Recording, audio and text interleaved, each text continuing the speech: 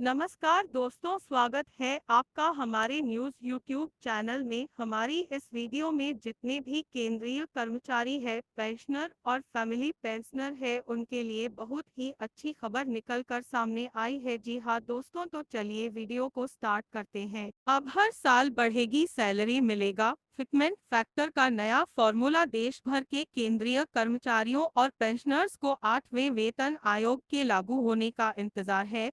इसी बीच सैलरी बढ़ाने के तरीके को लेकर एक नया सुझाव सामने आया है। डाक कर्मचारियों के संगठन FNUP ने सरकार को प्रस्ताव दिया है कि सैलरी सिर्फ एक बार रिवाइज न हो, बल्कि हर साल बढ़े और फिटमेंट फैक्टर को भी नए ढांचे में लागू किया जाए। इस सुझाव पर अभी कोई अंतिम फैसला नहीं लिया गया है। हर साल सैलरी बढ़ाने की मांग क्यों हो रही है? कर्मचारी संगठनों का कहना है कि मौजूदा सिस्टम में सैलरी बढ़ती जरूर है, लेकिन महंगाई के मुकाबले यह बढ़ोतरी काफी कम है।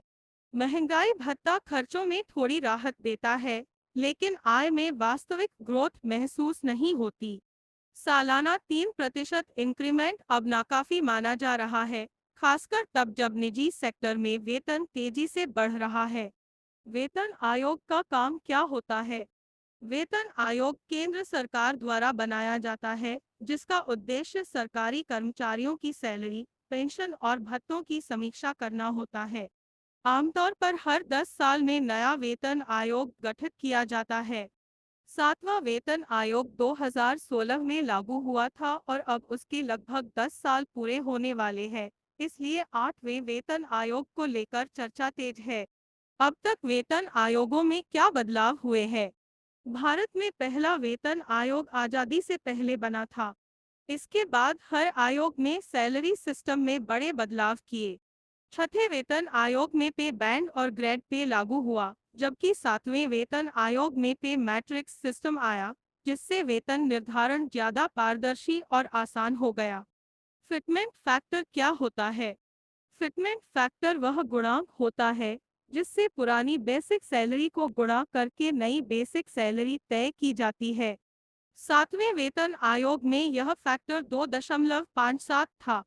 उदाहरण के तौर पर, अगर किसी कर्मचारी की बेसिक सैलरी 18,000 रुपये थी, तो नई बेसिक सैलरी 46,260 रुपये हो गई थी। सैलरी निर्धारण में फिटमेंट फैक्टर की भूमिका सबसे अहम मानी जाती है। नए फिटमेंट फैक्टर में क्या बदलाव सुझाया गया है? स्मिथ ने सुझाव दिया है कि सभी कर्मचारियों के लिए एक जैसा फिटमेंट फैक्टर न रखा जाए।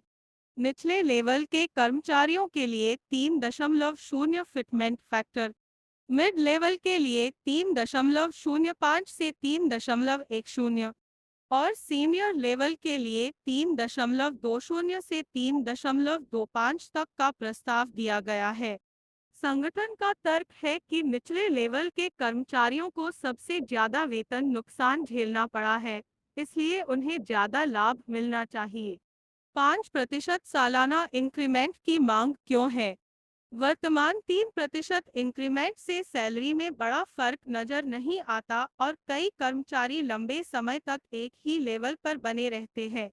अगर सालाना इंक्रीमेंट 5% हो जाता है, तो हर साल सैलरी में साफ बढ़ोतरी दिखेगी। इससे कर्मचारियों का मनोबल बढ़ेगा और सरकारी नौकरी का आकर्षण बना रहेगा। क्या पे मैट्रिक्स सिस्टम बदलेगा? इस प्रस्ताव में साफ कहा गया है कि 7वें वेतन आयोग का पे मैट्रिक्स सिस्टम जारी रहना चाहिए। यह सिस्टम सैलरी तय करने में पारदर्शिता बनाए रखता है और विवादों को कम करता है। यानी ढांचा वही रहेगा, लेकिन सैलरी बढ़ाने का तरीका बदला जा सकता है।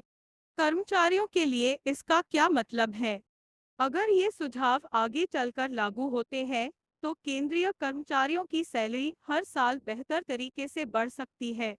निचले लेवल के कर्मचारियों को ज्यादा राहत मिलेगी और बेसिक सैलरी बढ़ने से पेंशन पर भी सकारात्मक असर पड़ेगा। फिलहाल यह सिर्फ एक मांग है और अंतिम फैसला सरकार व 8वें वेतन आयोग को लेना है, जिसमें अभी समय लग सकता है।